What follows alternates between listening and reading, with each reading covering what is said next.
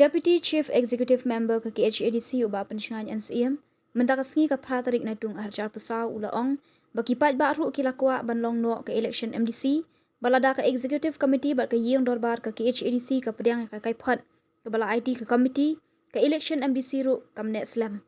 ke Executive Committee ke bala yo pediang ke phat na ke delimitation committee kane keren la syai kasngi kat kum ke jingong Deputy CEM ke jing penwandur thamai kishnong haki constituency kamdak tak than haki kenjan nung kendong handai ke bakham kata kandai haki constituency ki bahap hasor bat khapsor Okay,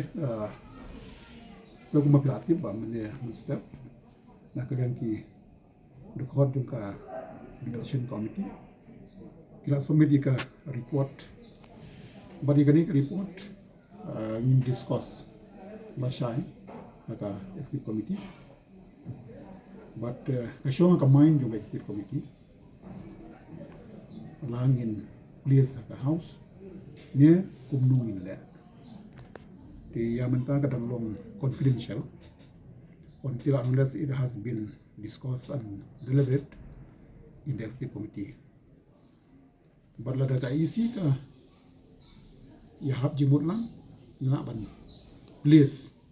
agani ka session nita di delegation ka main jogi de ka executive committee. Na daga isi ka menjur in lebih akan ujung ka bil kang ba katkum ka spirit jongka report syong ka main jongka isi la sai isi amar kumbalong menta kadang dei ka property jongka executive committee ngin hapan discuss shwa tilari don kampan ai ngin ai de khamtam ni la dangi ya menjur lang ban please hapo ka house de kamut only by next aga 10 club lasar plate ko house report maro once ngila pas lada ngi menjur ngan ma banong ba kalong granted take for granted bar ban pas lada ka isi ka menjur ka yeng ka menjur ngim da don problem na tharai da ban process show gubernur lang ba ka DC kanom bampor than kata di ngatrai ka di ka kamram juki ban notify wood abat ban ben kreasi ka electoral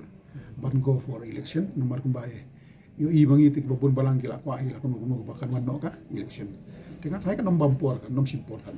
de ka shong ya umong ipi haka isi ka banong lasai badru lada ka isi ka menjur ka shong pat ya haka